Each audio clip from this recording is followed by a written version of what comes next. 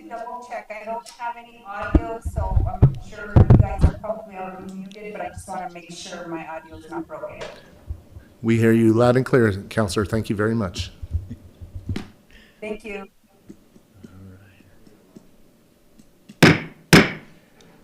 I call this meeting to order. This is the Finance and Government Operations Committee for the Albuquerque City Council. Councilor Lewis is excused this evening.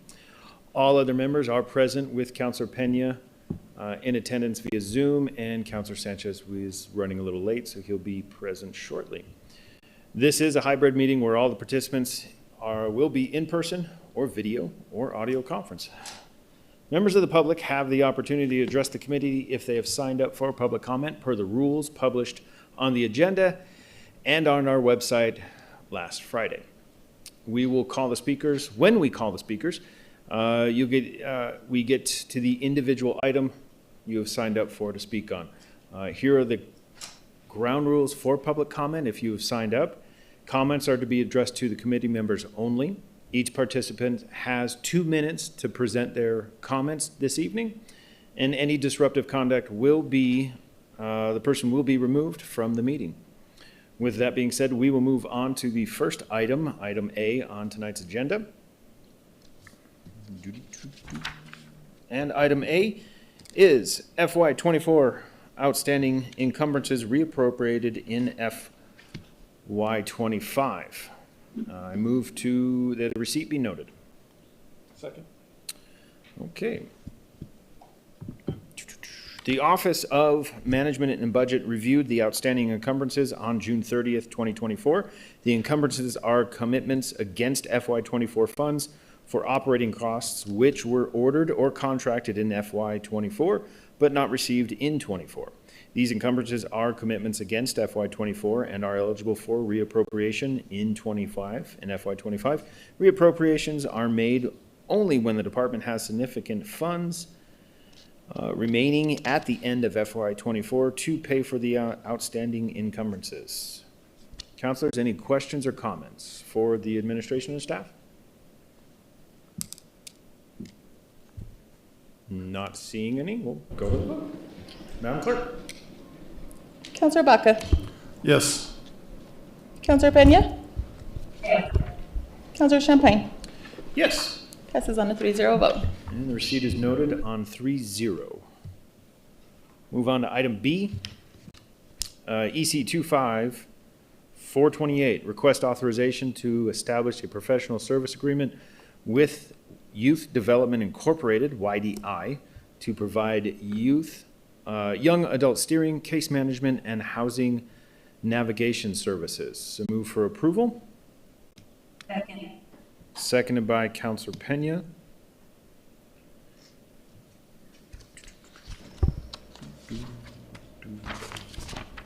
Okay. This EC is a contract with the Youth Development Incorporation, or YDI, to operate the Young Adult Housing Navigation Campus Gateway Youth. The contract would start on September 1st of 2025 and be active until June 30th of 2026. The contract is to serve 41 young adults ages 18 to 25 experiencing homelessness by providing 24/7 shelter operations, trauma-informed case management, and housing navigation services. The contract indicates that in October, operations will start with 30 guests and expand to 41 guests in December. The scope of work for this contract includes daily oversight and shelter operations, coordination of meals, janitorial and maintenance work, wellness checks, and intake management that uses the city's data systems. Each client at the center would be assigned a case manager who will work with the client to create individual service plans that will support the transition to stable housing. Case managers will help clients to obtain vital documents, access health or behavioral health support, enroll in educational and/or employment programs, and apply for housing. Outcome goals include completing assessment within 72 hours of intake, ensuring measurable progress through the service plans, and preparing participants for permanent housing. Any questions for the staff administration, councilors? Councilor Baca. Thank you, Mr. Chair. Just a quick couple statements for the administration. This seems like my understanding is construction hasn't completed. Is that accurate?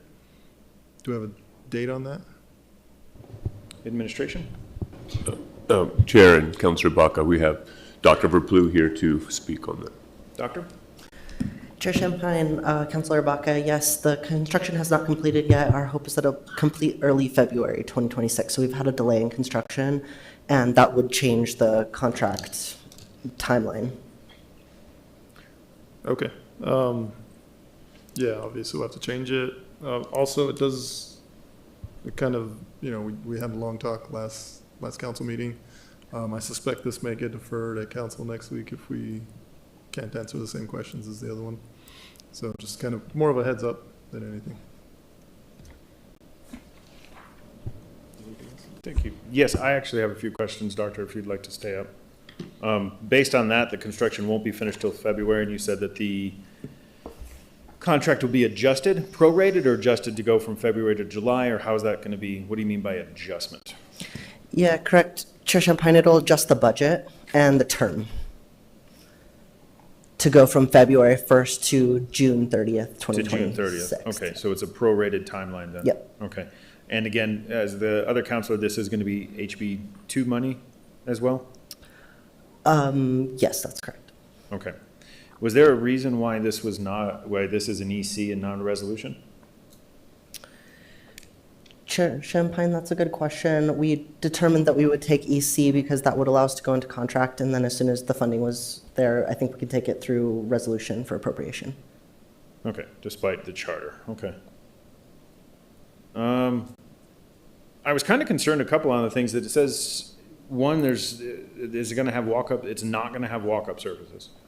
And the reason why I ask this is that I think based on recent studies, it's crucial for youth to have walk-up services, but we're not going to provide it even though this is the Youth Services Center? Chair Champagne, that's a really good question. We've talked with the provider about this opportunity to have walk-ups, and I think our determination is that we'll have an open door policy, so if someone comes to the center, they can talk with staff, they can determine next steps.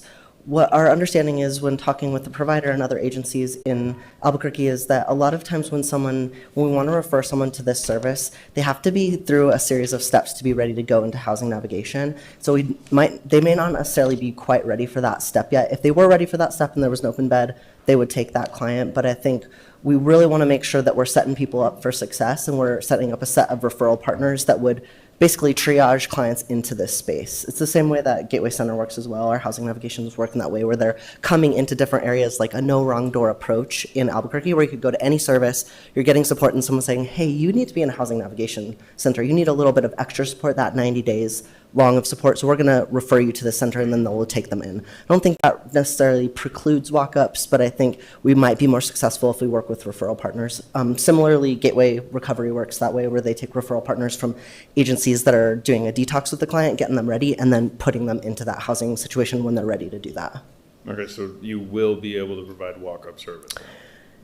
Chair You're going Champagne, yes, the provider said that that would be possible to have the door open and they could have conversations with that client if that was appropriate. If not, then they would triage them to another service. Okay, I'm keying on the word possible. Chair Champagne, I think the idea is that sometimes people who walk up might not necessarily be appropriate for that service for a variety of reasons, and they would work with that. There would not be you're not allowed to come in, you're turned away at the door. It's more of a, let's triage you and make sure that you're appropriate, and if you are and there's a bed available, of course. If not, then we would take you somewhere where that's appropriate. Okay. Okay. The RFP stated it's going to be 30 to 50, and then the contract is 30 to 41 for the same amount of cost. Can you explain why we went down by 9, but we're still spending the same amount of money? So, Chair Champagne, you're saying the RFP said up to 50, is that right? Yeah, so at that time, it was before we had completed and gotten to a place in construction where we were ready to really determine how many beds there were. The idea is that when we looked at the space, there's actually 20 rooms, but we're going to do double occupancy for an amount of 41.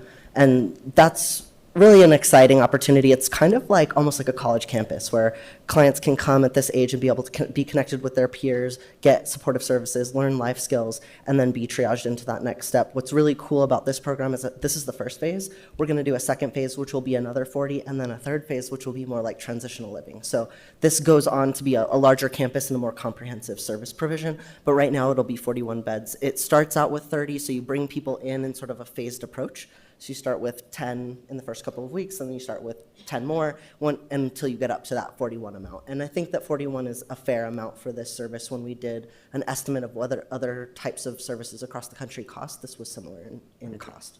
And doctor, then 50 was too much, but 41's good? Chair Champagne, the space itself encompasses the capacity to serve 41 clients, so that's what we're going to serve in the first phase. Okay. I'm glad you said the phases. This is phase 1 and then phase 2. What are we going with reoccurring funding then? Because if we're getting this money from HB 2, and it's a one-time deal, what's the plan for the continuation of phase 2 and phase 3 and that reoccurring funding then? Chair Champagne, we're in detailed conversations with a variety of partners and with internal partners to talk about what is our plan going forward. This will be something that will be on the agenda, first priority for thinking through. We're talking with a lot of different funding streams to be able to think through this, and also our internal budget. So it'll be probably a variety of, like a braided funding stream to be able to cover. This is a top priority for the administration. We want to make sure that it continues. Yes. Council Chair, yes, it'll be built into our budget going forward as we build our budgets throughout the next year. We will continue to have funding so that we can operate the center. Okay. 1 second, let me get to Councilor Pena before. Okay, Councilor Pena? Thank you, Mr. Chair. I think you all answered the questions that I have, but HB2 is really the money that we're trying to get out the door within a year, right? This is the governor's money. Somebody can just say yay or nay for me. Council Chair and Councilor Pena, yes. Okay. I just wanted to make sure, so, hence probably why you guys are trying to expedite some of these things, right? Yeah, I really appreciate it.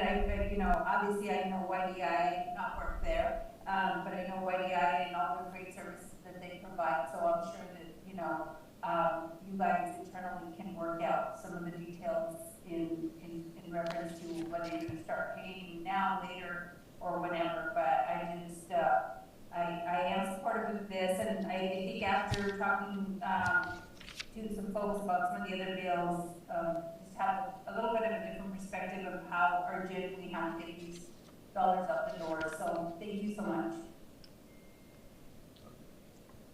Councilor, okay, perfect.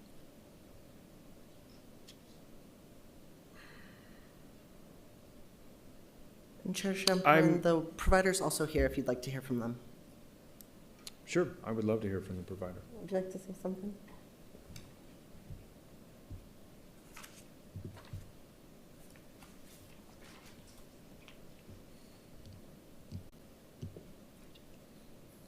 Sir, thank you for joining us tonight. Thank you for inviting me.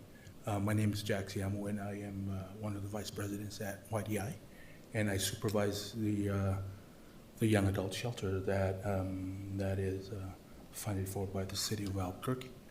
So YDI has been in this business for over 55 years, and we have several transitional living housing programs, and we're very excited to be partnering with the city to bring up the young adults shelter services, because of what we can tell, what we know from our experience, this is that population where they disappear after turning 18, and usually when they show up, it's in the juvenile, it's in the adult justice system most often.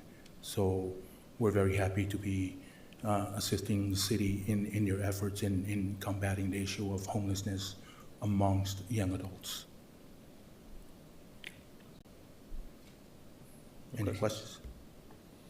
No, I don't think we do have any questions. I don't see any from Councilor Pena, so no, I appreciate you being here tonight and giving your stuff. Thank you. Yeah.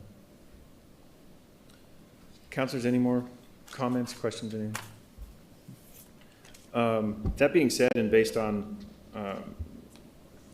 well, kind of the same incident that we're facing the other night, I know I made a motion for approval, but I actually would make a motion to defer this until we, I mean, we're going under contract, and again, that the building's not even done yet, we don't have appropriations yet. I don't think we need to move forward with a contract if we can't even, we don't have a building yet. Even if the building was done, then we could start to entertain that, but So Chair Champagne, I appreciate your, hold on one second. There is a motion on the floor, and I will need a second, or if it's not a second, then Councilor Pena. Mr. Chair, would we consider a no rec full council?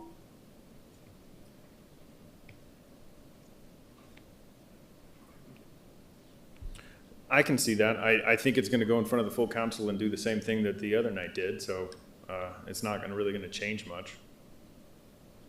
Mr. Chair, I think, if we put it to the council with no rec, at least it'll move one step further in the process, right? And then we'll have an opportunity at that point, to find out where they are in the process, and, you know, because it's only just another 2 weeks. If we defer it here, it'll be 2 weeks from now, and then it'll be another 2 weeks from then when it gets to full council again. So I just think that it would help and, you know, give an opportunity for it to kind of just continue moving down the pipeline, if you will.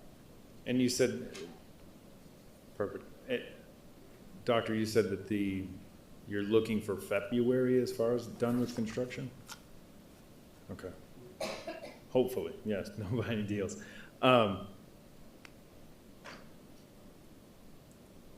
Yeah, I can move without, no, well, and correct me if I'm wrong, I know I made a motion and we haven't gotten a second on it, but it's killing me that we're here in September. Construction's not gonna be done till February, but we're asking for this now. A deferral, again, what does the deferral do if we put it off in the sense of, construction's not even done?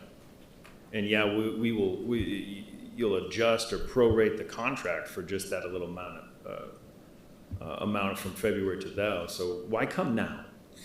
Chair Champagne, I wanted to address that. So at the time that we actually initiated the EC, we were still under the impression that we were going to complete construction by the fall.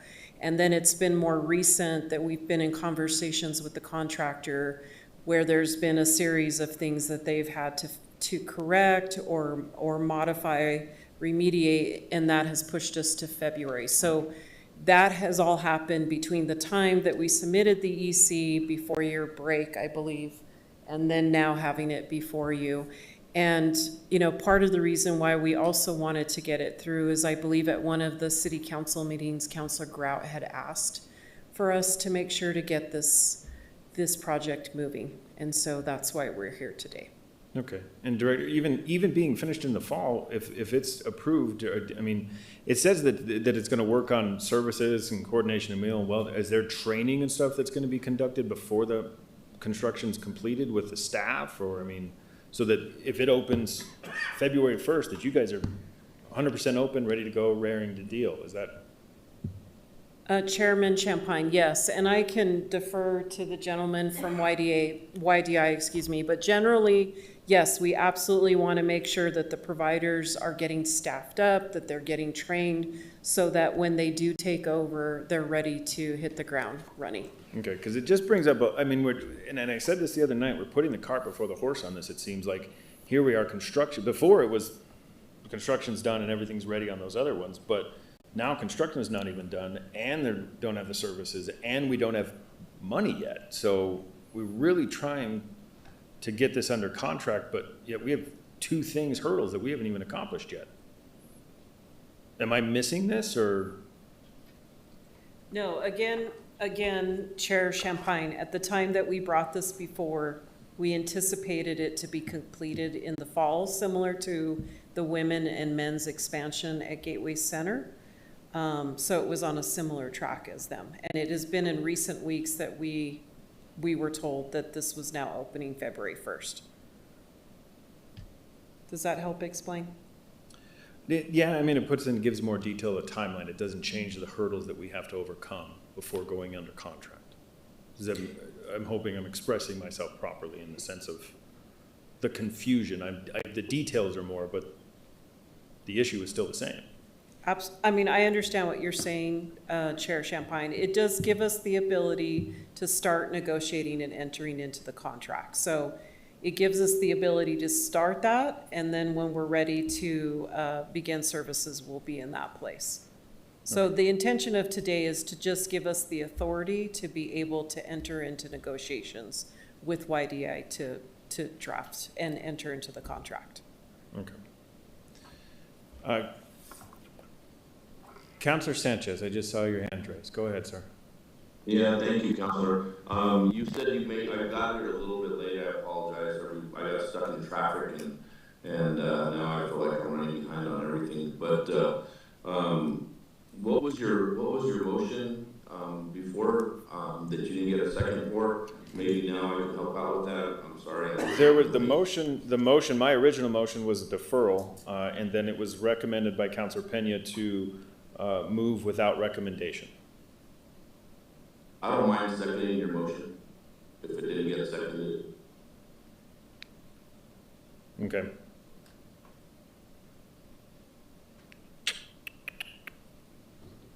For the deferral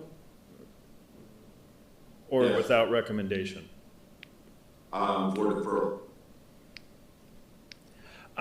And again, I know we're putting things off, but here we are, and Counselor Pena, please chime in at any time, but I mean, we're talking about the construction's not done, we're talking about that the money's not there, and we're gonna move her without recommendation to a council that I'm 90% sure that they're gonna move to a deferral based on the same things we moved to a deferral on Monday. So we're just adding more stuff onto agenda on council when committee should be taking care of some of this too. Counselor Pena. Mr. Chair, you asked me to chime in, so the reason Yes. I'm saying that, because this money is critical that we get it out the door, and I wish somebody from the admin would say this, because it's not necessarily my role, but the way I envision it is that, so my concern the other day was on an unrelated matter for my support of a deferral. If you recall, it was about a 10 issue with somebody. That was my suggestion for deferral. But the other stuff, because this is part of House Bill 2, we're just trying to really get some money out for housing and some of these much needed services that we have. And I really believe that, sometimes we do things parallel. This is very similar to, it's kind of similar to the visitor center. Some of the questions I got asked about the visitor center, it was like, you got the certificate of occupancy on July 1, for example. I'm just throwing out a date. Why haven't you been open since July 1? So you actually then you have to staff it, you have to, furnish it, you have to do all the things, right? So I see this as very similar, is that, yeah, the construction isn't done yet. It's anticipated to be done, it sounds like, in February based on what we're hearing. But in the process, we sometimes, and please correct me if I'm wrong, because I don't want to be wrong on the record, but we enter into these contracts with some of these organizations so that they can do much of what, I don't know your title, but so that we can do much of the work, the lay work and initially, right? So they're going to have to go into negotiations. Negotiations take, I don't know how much time negotiations takes. And then for the organization, I don't know that they get a check the day that the facility opens. I would anticipate that they would get a check prior to, because they have to staff it, they have to furnish it, they have to do the training associated with it. So for me, this gives, from now till then, it really gives probably like 6 to 8 months for all these things to occur. So what I was saying is that if we actually defer it within the committee, I think it just adds another 2 weeks. This way, we put it forward with no recommendation. I mean, I would support it tonight, but if we put it together, put it forward with no recommendation tonight, it takes 2 weeks out of the process. But when it's at full council, and if it does get deferred, I mean, we can continue, we can do a deferral for a month, when it gets to council. So I'm just, I don't know, I think here would be the time for us to address any concerns that we have with this EC, and my concerns are similar to yours. Let's find out when it's really gonna open, when's the money coming in, all those things, but I think those, we could actually address those at full council. So, I'm supportive of do pass, but I would support a, motion for no rec. And, YDI has been around for 50+ years, reputable organization, have done amazing work throughout the years. So, I'm confident that this is a good provider that the administration or city has selected. And if I may, Yes, Director. Mr. Chair, I know that you have expressed concerns that if this goes to full city council, there will be, similar concerns that were raised at the last meeting. But I will say on this particular project, Councillor Feeblecorn and Councillor Grout have been very intimately involved with this project, as well as the fact that they, I believe, recently got a tour of the facility to understand why there is now an opening in February. So I just wanted to share that with you because I think that's a little bit different than some of the concerns that were raised with Gateway Center operations. Yeah. And please don't get me wrong, I understand I understand what the location, I understand that it's needed, I understand that we do need to do it. It doesn't change the importance of what it is. It's this process that we're going through that raises a bunch of questions. It doesn't take away from the need as much as Councilor Pena, I agree that too. We need this, I understand that. So, administration. Council Chair, when doing it this way, if we defer it, it'll be another month. If it stays in committee, it won't be 2 weeks. So that just extends it, one more month. And I think this is a good faith effort as we proceed to move forward to the state and our partners that we are going to keep going forward with this project. And we really would like to have the contract in place. And there are several other times where we are constructing things where we have a contract in place before the project is actually completed because we have a target deadline. Do we have anybody from the service provider that can talk to us about it? Yes, Councilor Sanchez, there is a representative from YDI. Do you have questions for him? Yeah, I'm sorry I missed it. I guess Nope. it's gonna be, I don't know if they have to regurgitate Nope. everything. I apologize, I was running late. But Go ahead, Councilor. if you can have them maybe enlighten me again. Like I said, I apologize. I was stuck in traffic. Again, remind me your name, sir. My name is Jack Siamo.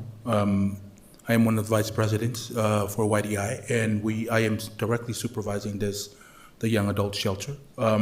In my earlier comments that we are supporting the city in your efforts in providing this much-needed shelter for young adults.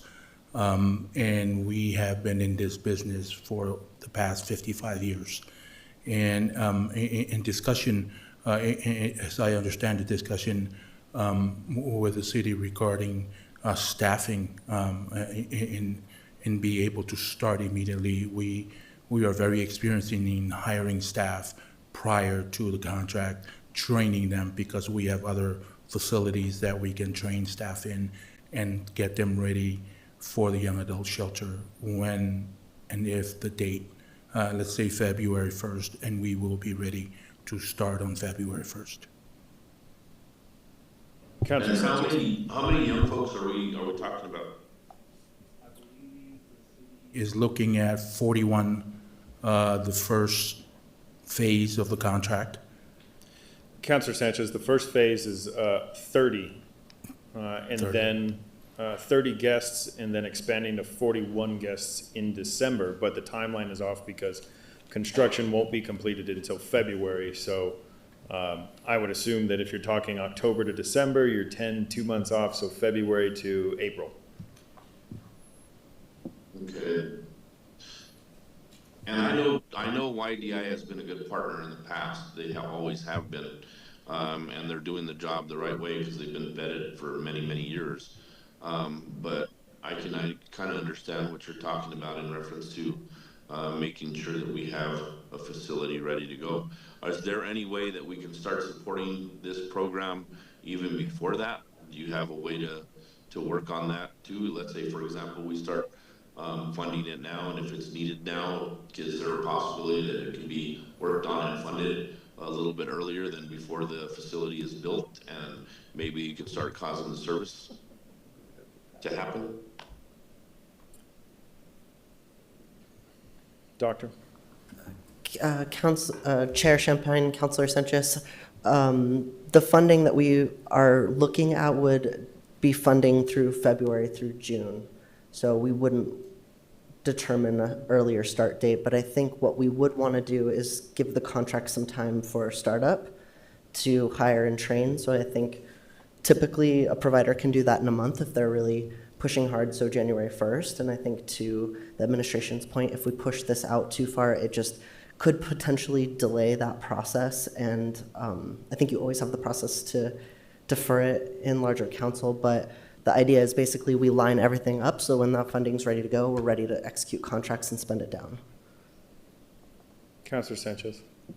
Yeah, it's just kind of confusing because, you know, right now we're hearing about, you know, and it's not just YDI, is, you know, like I said, we fund everything fully, and we just need to have assurances that things get done. So what's to stop, or what's the difference between us funding it then or funding it now? I mean, if it's not ready to go yet. Council Chair and Councilor Sanchez, well, we want to have the mechanism in place because as soon as we have the facility ready, we want to be able to offer the services with the provider and have it ready to go. By moving this forward now, it allows us to start talking to the provider, working with the provider so that we can get the contract ready so that when the funding is available and it comes, we will just be able to hit the ground running. I think it's very important as for the shelter to be able to facilitate and to be able to be completed and for them to be ready to go in January. So I think continuing to delay this is just going to add that much more time on the back end where we won't be able to provide those services if we don't have this in place. And your question was, can we provide those services now? Well, it's contingent on having the facility and then having the provider, and those are the two big steps. And do we have everybody in place yet, or no? Do we have people ready to go, or see? Because what concerns me is that every time we do this, you know, it just doesn't work like a regular business, and that's what always concerns me. When you're a business owner, you have everything ready to go, and then you open up your doors. This is always give us the money first, and then we can open up the doors later. But it's hard to change that because it's hard to move my mind from that concept because, you know, when I started my business, I had to put all my money up front, and then at that point, then I had to go out, make sure that the business is ready to go and have every single thing ready to go. And then you open up your doors and then you work your business. So why do we do things so backwards at the city? Why can't we just figure out how to do it like a normal business? And that's one of the things that always concerns me every single time I'm in a city council meeting. It's done in my concept backwards. So why can't we have everything ready to go? All of it ready to go. I mean, there's money out there. You know, I have to use my own money in order to develop the project. Does YDI have funds that they can use to get that project developed and ready to rock and roll? And then at that point, when they're ready to go, we fund it the day that it opens. I mean, that's just the way everything should work in reality. And I don't know, can somebody explain to me why we always do it the opposite? Madam Chair. I'm sorry, Mr. Chair. I'm thinking I'm at a full city council meeting. And Councilor Sanchez, that's exactly what we're trying to do. We're trying to do it in the order. And so the first step would be coming to you all and requesting the authorization to contract with YDI. And then the next piece would be coming back and asking you all to approve a resolution for the funding. And in between there, we anticipate, hopefully very soon, to have agreements with the state to be able to have that funding. So that's exactly what we're trying to do here, is do the things in the order in which they happen. So the first step is coming before you tonight, asking for you all to give us the authority to enter into contract negotiations with YDI. And as we're working out the funding, we would work on the staffing, we would work on getting the contract executed, working with YDI to get staffed up, to have them get trained, so that when we do open the doors in February, we are ready to go and we're not waiting on anything. And so that's our request tonight, is to be able to move forward with this EC and to be able to move forward to City Council. Well, I kind of Mr. disagree with Sanchez. what you just said. I kind of disagree with what you said. That's not the way it works. The way it works is if you're already an entity, that entity should be able to be ready to rock and roll, show us what they're going to be able to do, put it out there, and then at that point be able to fund their what they're showing us. I mean, like I said, it's not even close to what I explained. You know, so I understand that YDI is a good partner. They've done a lot with us, but this is not only on this item, it's on every item. So I understand exactly what Councilor Champagne is talking about, because it's not the way it works. The way it works is you can't just, the way real business works is you get your business plan together, you put the business plan together, you use the money and the finances that you might have, which probably are yours if it's a private entity, and then at that point, then you show and you prove the business plan. And then once you prove the business plan, then that entity funds it, and then we go from there. But in this reality, I feel like YDI has been a good partner. So I guess after listening to everything, because YDI has such a long experience with us and worked well with our community, and I've been part of that organization and known part of that organization as a law enforcement officer, and the good job that they've done, I would be okay with sending it on for no rec to full council. Okay. Mr. Morrow. And Mr. Chair, we're looking for a little clarification on what the actual motion that is on the table is. My understanding is that a motion for deferral wasn't actually perfected, so I believe that the original motion for a due pass is on the table, but it's looking for clarification from the chair. It is my understanding that there is a motion to defer. Councilor Pena recommended a approval without recommendation. Councilor Sanchez seconded the deferral.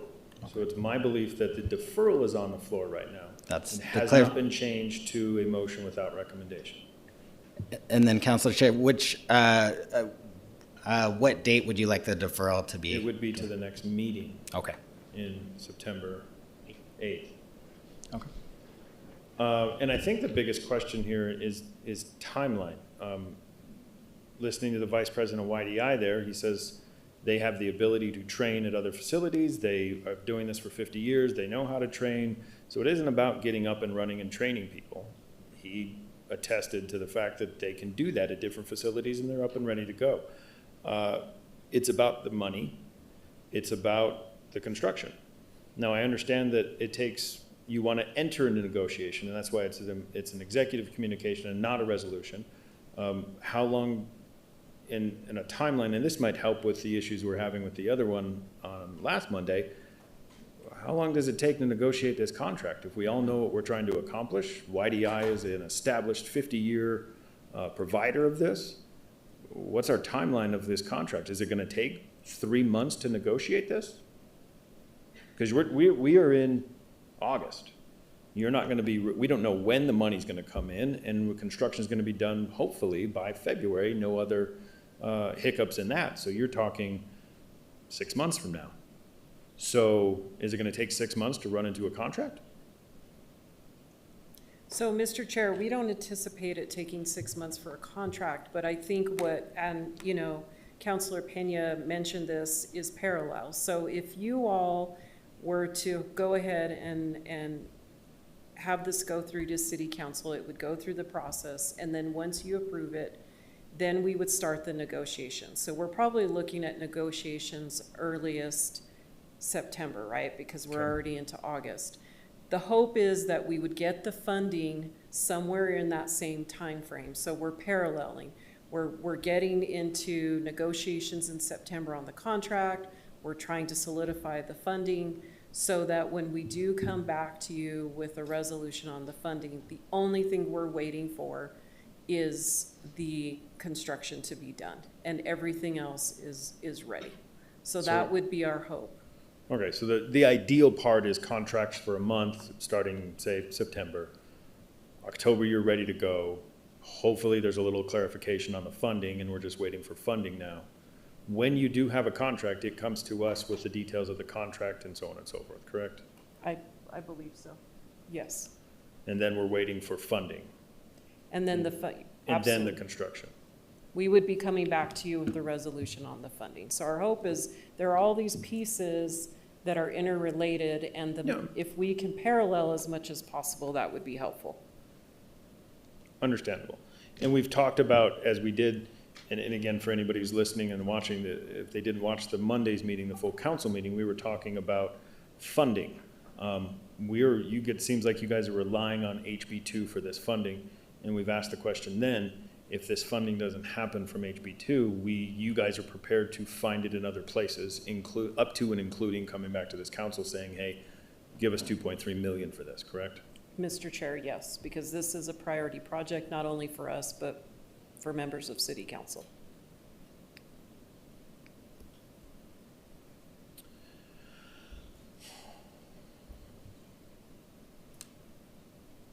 Thank you. Councilor Pena. Thank you, Mr. Chair. Yeah, so I cannot support the deferral. If we do the deferral, it will be heard on September 8th, and that's depending, you said the 2-week deferral. So it would be heard on September 8th, reported out on September 15th, and it actually wouldn't be heard until October 6th. So back to what I was saying about, just having these parallel tracks so that we have the flexibility to ensure that we have a provider, because as you know, many of the RFPs we're having for some of these services to be provided, we're having to look outside of the state for some of these providers, which, I'm not necessarily a fan of. But we have a provider here who's willing to do the work, who, has a long history of doing this kind of work. And this would, October 6th starts cutting it close, because then our holidays start coming in, and then they wouldn't be able to start negotiation until that period if everything went smoothly. So if we started, it could go to council and then get deferred again, and that timeline would even extend further than that. So I just wanted to kind of just reiterate that, and just to say that, I support your intent, but I think a no-rec city council would be the more appropriate thing. For that reason, I can't support the deferral. Thank you. Thank you, Councilor Pena. And the more through these discussions, my biggest issue isn't the fact of going under contract, and I voiced I think the timing is wrong. And again, that's me looking at it going, we don't have the money, we don't even have an idea when that's gonna come in. The construction is until February. I think going into negotiations is a little premature right now. But as we've talked through this discussion, a lot of the councilors say that let's move this on to the full council without recommendation for all of them to weigh in.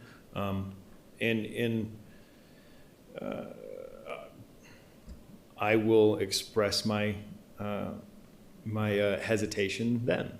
So with that, yes, we can move. I will change. Can I just simply change it now per rules, or do we have to vote on the deferral? Because it's going to die anyway. Certainly, Mr. Chair, you could withdraw, and with the permission of your second, the motion can be withdrawn, or you can. Okay. Councilor Sanchez, vote. do I have your permission to withdraw the deferral? Did we lose Councilor Sanchez? Yes, I'm here. Okay. Do I have your permission to Yes. withdraw the deferral? Yes, we can withdraw the Perfect, sir. deferral. Then I'll make a motion to approval without recommendation, correct? I make that motion. Second by Counselor Baca. Any more discussion on this? With that being said, and I don't see hand raised, Madam Clerk.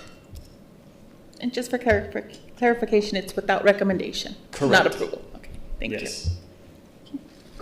Counselor Baca, Yes. Counselor Peña, Yes. Counselor Sanchez, Yes. Counselor Champagne. Yes. Passes on a 4-0 vote. 4-0 approval without recommendation. No, that's a good start, and that's only the second one. On to item C. Item C is Counselor Peña. Thank you, Mr. Chair. 067 is amending Article 11 of the City of Albuquerque Code of Ordinances to improve the city's budget proposal processes and strengthen oversight and accountability measures. I move deferral to September 8th. Second. Move to deferral and seconded by Counselor Sanchez. Counselors, any questions for the staff or administration on this?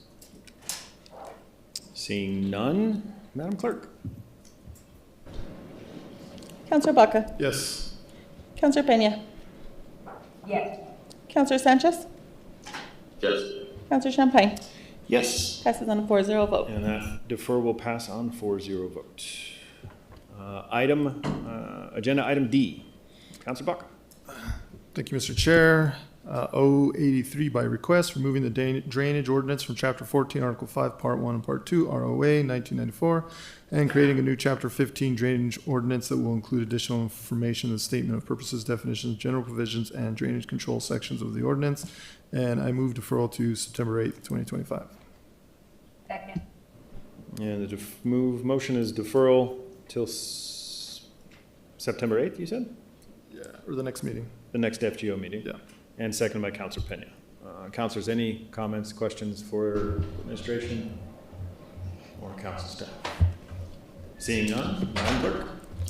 Counselor Baca, Yes. Counselor Peña, Yes.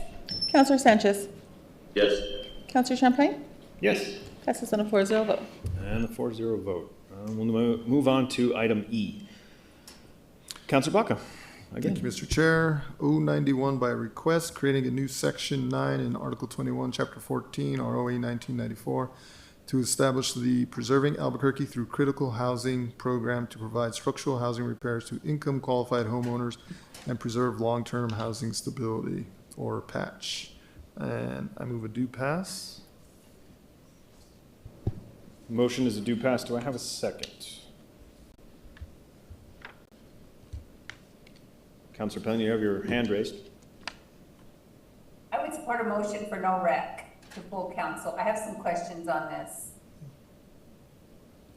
Okay. So I don't have a second on the due pass. I have a motion for a no rec. Mr. Chair, I do have a committee substitute to put in.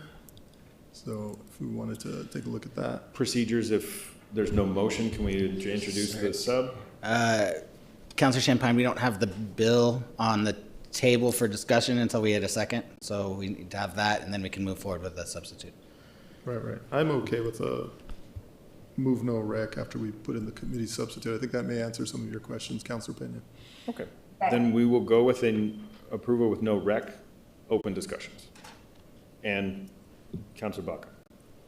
And Yes, actually- tomorrow. Sorry, I apologize, and I believe the motion is to send to full council with no recommendation. It's not an approval with Oh, no great. recommendation. Thank you for the correction. Counselor Baca. Motion to send to council for full approval, no recommendation. Yes, and it's been seconded. Okay, thank you, Mr. Chair. The ordinance would establish the patch program, preserving Albuquerque through critical housing, which would be a city-run initiative offering up to $75,000 in 0% interest forgivable loans to low-income owner-occupied households for critical health, safety, and structural home repairs. Eligible households must earn under 80% of the area median income and live in a high social vulnerability areas. So essentially, this program currently exists within the city, but it's just a city program. This would codify it without designating any funding for it at the time. However, I do want to move committee substitute. Mr. Baca, go ahead with your substitution. So We'll this go is, to yeah. Sorry, Mr. Baca, we'll go to public comment after the substitution and might address some of those things, and then we'll go to public comment, correct? Oh, we need a second. Second for the substitution. Counselor Pena has her hand raised. I think she's giving this. Are you giving a second? Yes, sir, I said second, I'm sorry. maybe I Okay. wasn't loud. Second by Counselor Pena. Plus, I have a question. Thank you, Mr. Chair. After this is done. Okay, thank you, Mr. Chair. Thank you, Councilor Pena.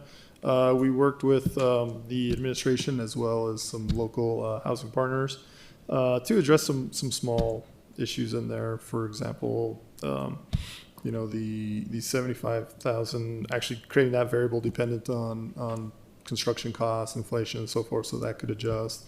Also making sure that, you know, the original version had, if a person passed away, or if they sold the home, there was a prorated payback, or there wasn't a prorate. I think it was just a payback, but now it's prorated. Also, there's exemptions for if a person passes it to a child or to another family member, to exempt it from some of those payback costs. So there's quite a bit in there. It's in our iPads for folks to see. It's a lot of small stuff, but I think it does make it a much better bill. So I'm open to questions or if the administration has anything to say. Counselor Pena, you have questions? We also have public comment on this. Mr. Chair, after we move the floor sub. Okay. So it's not on the floor sub, it's on the bill, if amended or, correct? Yeah. Okay. Anybody else? No questions? Yeah, can you have the administration or staff explain the floor sub? Counselor Sanchez. I can't open it up for whatever reason in my iPad. Mr. Manacucci, can you help with Counselor Sanchez's request? Or, ma'am, Mr. can you Chair. help with Counselor Sanchez's request? Yes, Mr. Chair, I'm Thank Diane you. Dolan, the Policy and Government Affairs Administrator, and worked on the floor sub with Councilor Baca. We also with input from HomeWise and our HHH department. Starting with page 1, the first clarification is that the purpose of the ordinance is for the city or their designate to administer a housing rehabilitation program. The original bill said for the city to create and administer a city-run program, and it's not necessarily an intent that the city will run that, but that we would issue an RFP and have a partner run the program, such as is being done currently with the HomeWise. We removed on page 2 the requirement that the applicant reside in a neighborhood with an SVI score of 0.75 or higher for consideration for the program. The intent is to help low-income homeowners stay in their homes regardless of the neighborhoods they live in. And we also don't want to be overly prescriptive in creating this program in a way that might eventually restrict the types of funds that the city could seek for the program. We added language to the provision on the maximum amount for repairs. We added language that this maximum may be increased annually or is needed based on the U.S. Bureau Labor of Statistics Producer Price Index, so to account for inflation costs for materials, transportation of those materials, et cetera. We also clarify that if repairs are identified after the initial inspection that could not have reasonably been anticipated and would exceed the maximum, that the Director of Health, Housing, and Homelessness Department may approve additional funding on a case-by-case basis. On page 3, we also clarified that work that is primarily cosmetic is not eligible, but exceptions may be made when such improvements are necessary to restore safe, functional, and dignified living conditions. For example, if we have to tear up a floor to make repairs underneath it, we're going to replace flooring when that's repaired. We changed some of the language related to the funding structure and the owner occupancy requirement. We've renamed that to an affordability requirement and tied that and the terms of the loan to the existing Affordable Housing Opportunity Ordinance. And for purposes of this ordinance, the affordability requirement will be considered met if the property remains owner occupied. We also added, as Councilor Baca mentioned, if the property is sold or transferred before the end of the term, that the amount the property owner pays back to the city would be prorated based on what's remaining in the term rather than the full amount of the loan. And I believe those are all of the major changes in the committee substitute. Councilor Baca, does that assist in your clarification, sir? I'm sorry, Councilor Sanchez, not Councilor Baca. Thank you. Yes, thank you. Okay. With no other questions or comments, we'll go to the vote for the substitution. Councilor Baca. Yes. Councilor Peña. Yes. Councilor Sanchez. No. Councilor Champagne. Yes. Passes on a 3-1 vote. All right, we're back on, we're back to adding on the bill now as substituted. Councilor Peña. Thank you, Mr. Chair. So first of all, I just want to say thanks, Councilor Baca. This is actually very similar to a program that was started based on an amendment that I had put forward. I don't remember, I think it's in 2022, 2023, during one of our budget cycles. So we started, we put $3 million, set that aside from the affordable housing to actually do this program, right? And so HomeWise is the one that was awarded, and I would love for somebody from the staff to please tell us where that program's at, how have they been doing. I know there was a little bit of a hurdle to get some of that money out the door. And then my second part of the question is, and maybe this is for Councilor Baca, is that, you know, although this is an ordinance, it's going to be in the books, and we're going to do all these things that Ms. Dolan just described, which are wonderful things. I've always thought that we have such a hypocrisy here in the city. No individual, just as a body, as the city of Albuquerque, that we didn't have a program like this in place before. Yet we talk about how we need affordable housing, and then on the other end, we're we're doing these foreclosures and putting people who can't afford to fix their houses up out on the street. So I support these kind of measures, but I do think that we need to have some money attached to this, whether it's from the affordable housing dollars, because other than that, it's just an ordinance that's going to go on the books on a shelf somewhere. So I would really love for us to, hence my no rec, to look at some funding, some actual funding for this type of program. And then, of course, maybe a couple of amendments here and there. But I will stop there. If the administration can give me a little bit of an update on HomeWise and how they've been doing. Ms. Stiles, are you able to assist us with that?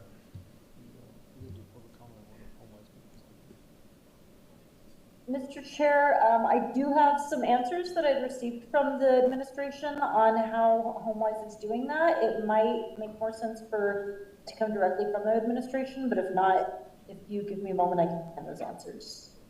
Okay. While you look that up, let's go ahead and go with public comment on it before we start discussion. So I believe we have 4 people that might. Let's go with the public comment while you're looking that up. Mr. Garrett. Thank you, Mr. Chair. Up first, we have Julie Radoslavich, followed by Enrique Ramirez.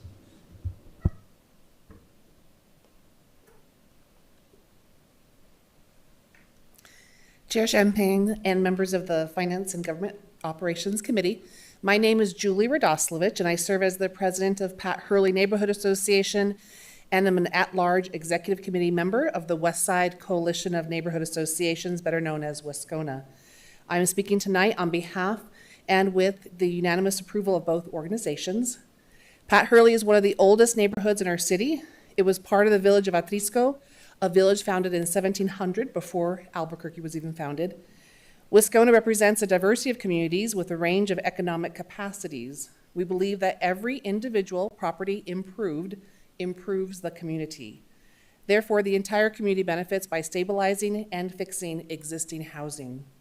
Pat Hurley Neighborhood Association and WESCONA stand in support of O2591.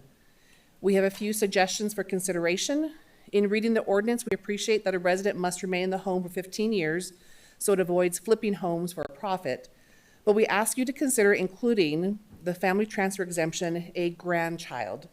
According to Searchlight New Mexico, over 26,000 grandparents in New Mexico are raising 55,000 grandchildren. And given our high rate of grandparents raising grandchildren, a grandchild should be included in the family transfer exemption. We appreciate the reporting requirements, but would like to see safeguards to ensure that contractors are billing fairly and not taking advantage of vulnerable homeowners or public money. And then one of our WESCONA executive board members asked that I mention that the term patch refers to an emergency repair or a temporary repair until a proper repair can be made. This is a mere semantics issue, but thought we would raise for consideration in naming the ordinance. And finally, we suggest one minor edit to A1, as it is grammatically awkward. Perhaps insert before low income the phrase meet the definition of. Enrique Ramirez, followed by Lisa Huval. Hello, my name is Enrique Ramirez, and I've been living in the Pat Hurley area for going on 16 years. During that time, I've experienced myself, dealing with insurance problems, needing a new roof, and we were denied help by them at that time. So luckily, I do a lot of different types of work, and I was able to call a couple friends that actually helped me. I came and got all the permits that I needed, and luckily, friends and family that came over to help me fix my situation that was pretty bad. I'm blessed to have, and I know there's a lot of other families out in our neighborhood that have been living there for more years than I have. There's my mother-in-law that's been there for over 50 years, that if we weren't able to help, she wouldn't have the help. And she is low income. We help each other out, and I feel like this bill would, or this proposal would help a lot of other families. I know there's about 5 other people around my neighborhood that I know, neighbors that have been there for a lot longer than I have. So I just feel like we need the help, and that would be awesome if you guys would be able to pass this. Thank you. Lisa Huval, followed by Anami Das. Good evening, councilors. My name is Lisa Uval. I'm the Chief Government Affairs Officer with HomeWise. As Councilor Pena mentioned, HomeWise currently has is receiving funding through the City of Albuquerque, their ARPA dollars, to operate a owner-occupied home rehab program. We did have some challenges, some hiccups with that program earlier in the year or late last year, but we've worked through those with the Department of HHH, and as of today, the program is going well. We're continuing to serve homeowners and anticipate that by the end of the program, we'll have served about 60 households, helping them make repairs to their homes to ensure high quality of life and that safety and health conditions are met. We appreciated the opportunity to work with the administration on O2591, and I'm here today to speak in support of the bill. I think it provides a solid framework for a owner-occupied home rehab program without being overly restrictive or overly prescriptive. We want to make sure that there's flexibility for who's ever operating this program in the future to be able to kind of just, be nimble and make it work well in the real world. And I think the way it's designed, it does that.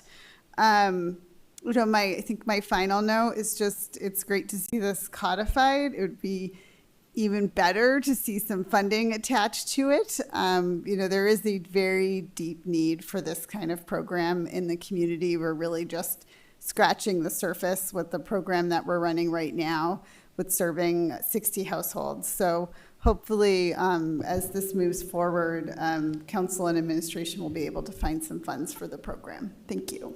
Thank you. Ms. Huval, would you mind sticking around? I'm sure that councilors have some Yeah, questions I will that be you here. could provide clarification for. Absolutely. Thank you. Finally, Anami Das. I do not see Anami, so Mr. Chair, that concludes comment. Thank you. Thank you, Mr. Garrett. Councilor Pena. Thank you, Mr. Chair. So I do have a couple of questions for Ms. Huval, but if the administration or Ms. Stiles can just kind of give a brief overview. As you heard, the program was actually $3 million and it's serving 60 families. So I don't know if they're capped out or if they have any additional families that they're serving. So, obviously it takes a lot of more money than what's at, even the 3 million that we had to use for this type of program. So that's kind of why, I guess I'm just kind of doing commentary now, is like, I have a hard time supporting this without any dollars associated with it. It feels like it's more, just to say we have it on the books. But Ms. Stiles, can you, Mr. Chair, Ms. Stiles, can you add to your question? Ms. Stiles. Yeah, Mr. Chair and Councilor Pena, the information that I have is lines up with what Ms. Uval said, that there's 29 homes that have been completed and there are 32 projects that are planned to be completed by the end of the year. And my understanding is that there's about $1 million left. The administration may be able to give a more exact number, and I'm also unclear on if that $1 million includes the projects that have not been completed yet, or if there's expected to be $1 million left after those projects are completed. So the administration may be able to answer that. Administration? How do those numbers look? Mr. Chair, Councilor Pena, there is $2,154,427 that has been spent, and the amount remaining is $1,145,572. 29 homes, 29 rehabs have been completed. There are 11 more nearing completion and 21 more on the list. So the remaining funds, is my understanding, are to cover the remainder of the rehabs of those that are currently going through the process. The 11 or the 21? Both. Councilor Pena, does that help? It does. And then I would also, Mr. Chair, love to hear from Ms. Huval once more and just to ask her for a couple of questions. It's just that I've kind of been intimately involved with this other than contractual and actually knowing what they're, how many people, I heard how many people they were serving. So, Ms. Huval, Mr. Chair, Ms. Huval, I just wanted to ask, so can you tell me where kind of the hiccups lie? Did it lie with the governmental kind of bureaucracy of things, or was it hard for you guys to get it off the ground? And then can you tell me a little bit about the demographics? Because I have been wanting to reach out. I would love to know kind of the demographics, and if you can't provide it to me now, I understand. I'm going to get it before we move forward with this. I'd like to know the locations of where these houses are, not the precise locations, but general locations, the demographics of the people, and the income levels of who is supported. Okay. Mr. Chair, Councilor Pena, I will need to follow up with you regarding the demographics and where homes are located, but I will definitely follow up with my colleagues tomorrow and get back to you with that information. In terms of the hiccups, I think this because this is a federally funded program, it was a heavy lift getting it off the ground, lots of rules to follow. We had to follow federal procurement rules to procure contractors to be in the program. It's already kind of a small pool of contractors to choose from to run a program like this. So there were some challenges there just to get a good, solid pool of contractors who wanted to participate in this program. But we were able to work through that.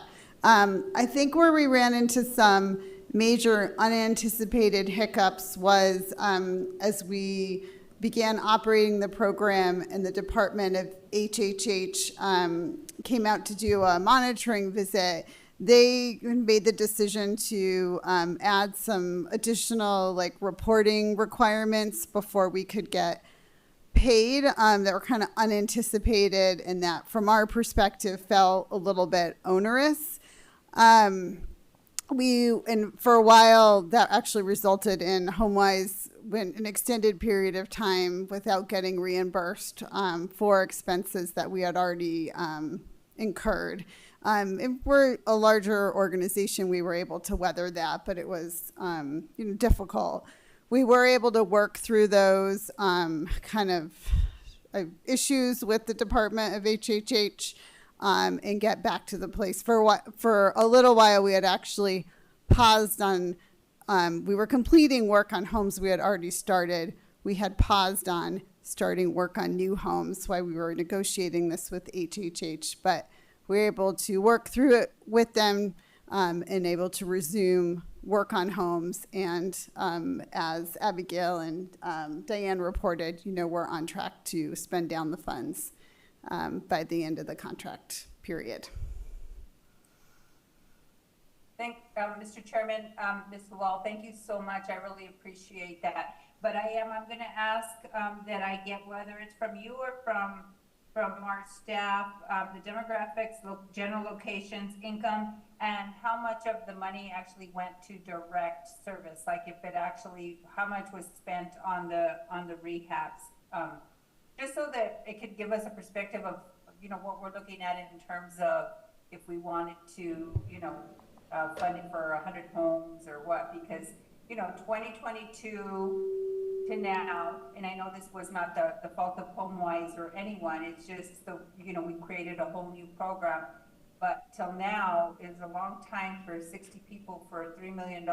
So if we're going to do this, I would like to ensure that it's efficient, it works. I know one of my questions that I had talked to the director about before is really to be able to, or the president, whatever, I'm not sure what her title is, but is how do we identify also people who are in, zoning issues that we have in the city to be able to help them so that they can keep their house, because oftentimes some of these zoning issues that they're not able, like the gentleman said before, their houses begin to get condemned because they can't afford to fix their roof. And I think it's important that we have a program that when we have those people, our planning department can refer them to a particular program where they can, get their roof repaired or the whatever it is that they need, so that they don't lose their house, so that we do maintain housing for our citizens, right? Because like I think you mentioned, I think that's a critical, that's a void that we have within the city, is how do we keep people in their houses? So thank you, Mr. Wall. Thank you, Mr. Chair, for letting me indulge. Thank you. Yes, I thought you had a question in there, but I wasn't too sure if it was just kind of I wanted to make sure to get your answer, but I think they responded that they'll have to gather the information before they can, Mr. Whalen? Okay. All right, I just want to be clear. I'm going to make sure you're, Councilor Sanchez. Thank you, Mr. Chair. I just had a couple of questions. I just want to know how the individuals, because, this was the area they're talking about near Pat Hurley and a lot of places on the west side. I insured a lot of those homes in private, through my insurance agency.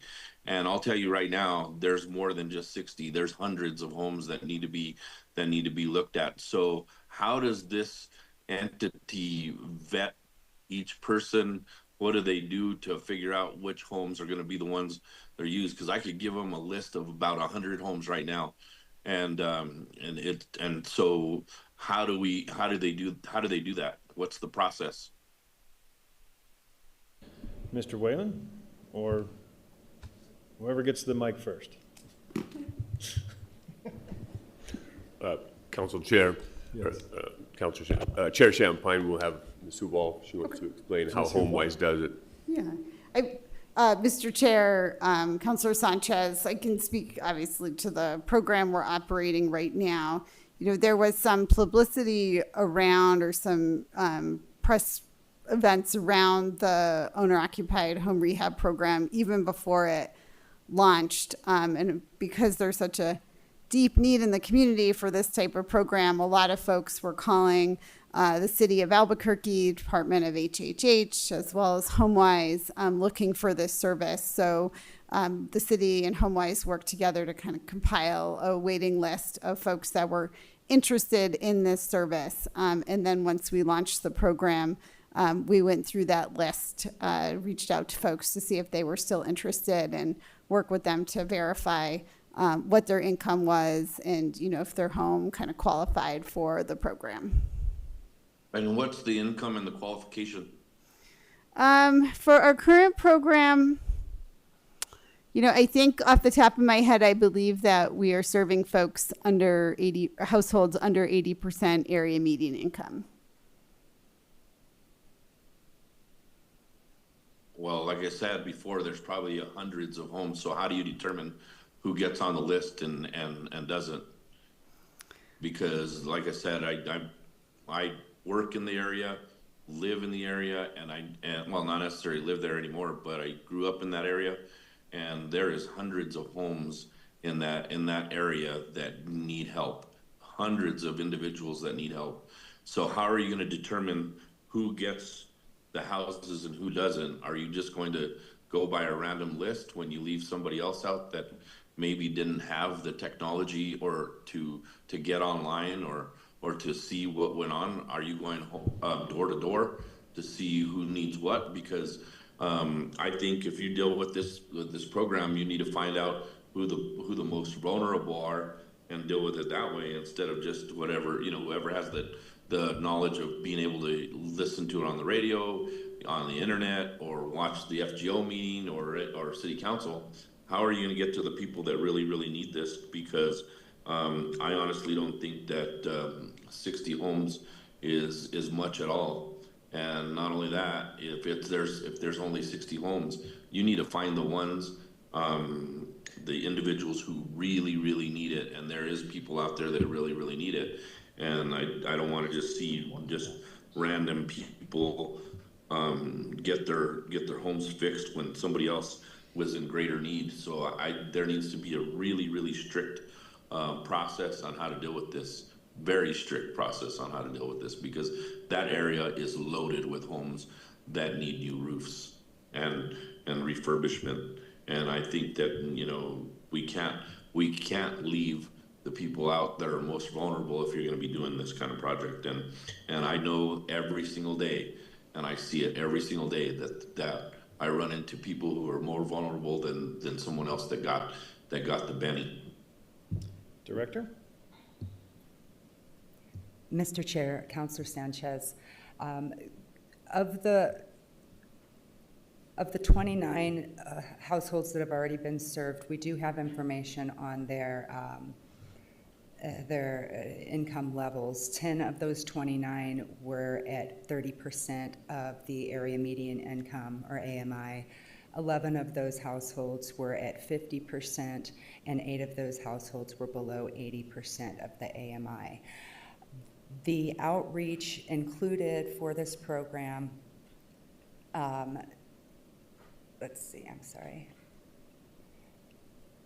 It was promoted primarily through on-the-ground outreach strategies, so not necessarily websites or media.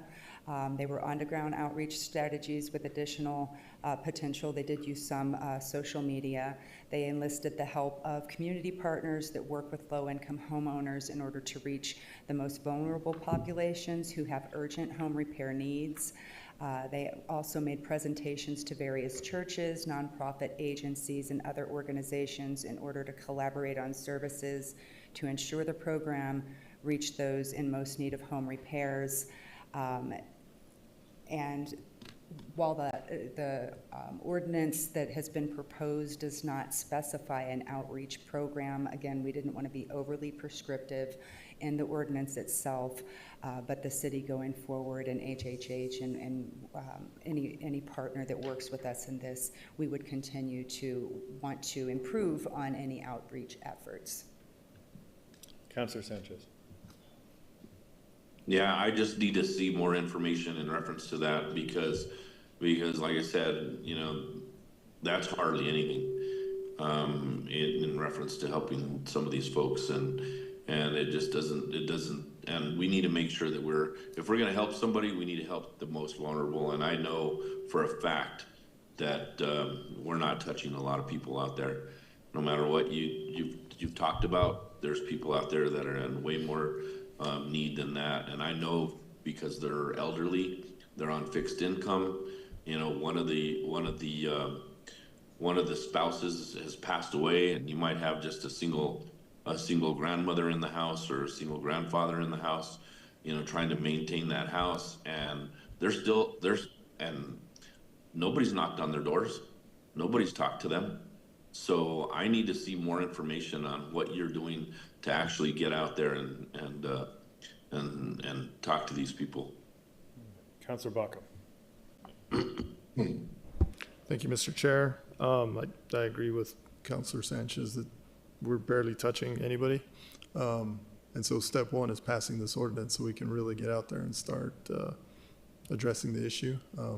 Councilor Pena has some great points there, and this is built on the program she started. So I think this is just a great continuation of that. And Councilor Pena, if you can help me find some money, I'm more than happy to attach it to this bill. I just didn't see any at the moment. So I did also get to go on a site visit to one of the homes that was rebuilt here in Barelas. Small house had been empty. I also talked to a couple of neighbors. Small house had been empty. It isn't just serving the people who will be in that home.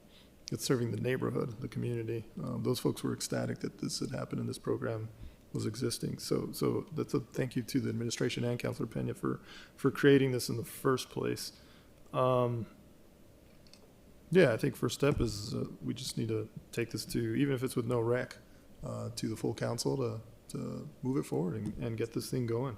I absolutely would like to see a report from HomeWise administration on, you know, the existing program and what the outcomes have been and demographics. I think maybe, you know, that's 2 weeks from now. Maybe we can have that in place for everybody. Outside of that, I would urge everybody's support. Councilor Pena? Thank you, Mr. Chair. Actually, I'm going to direct my comments to Mr. Motzko. He's the one that, correct, Mr. Motzko, that we found the $3 million within affordable housing. Is my memory serving me correct? Mr. Motzko. Committee Chairman Champagne and Councilor Pena, while I would like to take credit for it, that was before I was with Council Services, so I don't exactly know where that, I know it's ARPA money that came from SLURF funds. Okay.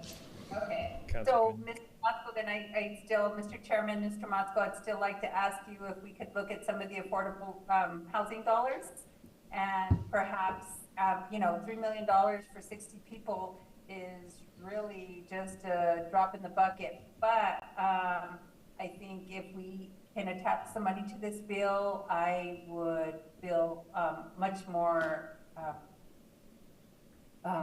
putting our money where our mouth is, if you will, and voting for this. So I'll just ask if you could maybe sit down and identify some dollars. Thank you, Mr. Chairman. Thank you, Councilor Pena. After listening, I wasn't around for this last program, but that was a RAPA money. Is that understanding? Yes. Okay. I got an agreement from the administration and staff. So is this a continuation of that program?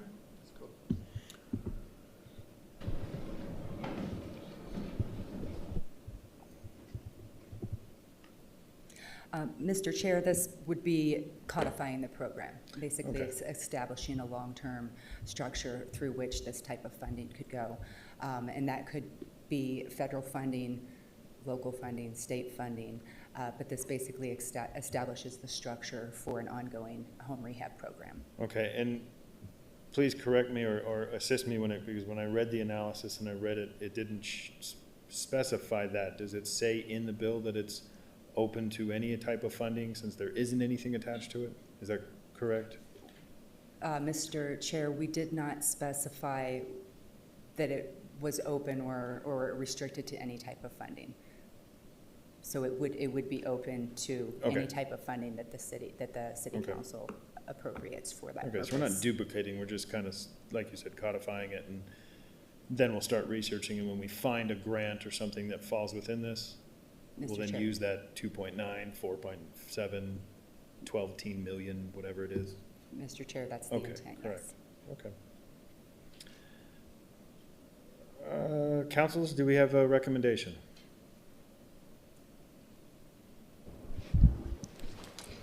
I don't think he opened it and moved for approval. We have a second for approval? The last motion I have is without recommendation, and Counselor Is that what Baca you seconded. Okay. Okay, so we do have a motion to approve without recommendation. And, Yeah. sorry to interrupt, just for clarification, I believe it's a motion to send the full council without recommendation as amended. As Yes. substitute. Good, as substituted. As substituted, my apologies. I had you on that one. We're almost there. We're almost there. So, the motion is to move to full council without recommendation as substituted. And we have a second. Yes. Any more discussion? I'm waiting for a smile from Pena for approval. All right, I think we got it on. Okay, then let's go to the vote, Madam Clerk. Counselor Baca, Yes. Counselor Peña, Yes. Counselor Sanchez, Yes. Counselor Champagne, Yes. passes on a 4-0 vote. And I believe that is the last one on the agenda. So, there being no further business, the FGO meeting is adjourned.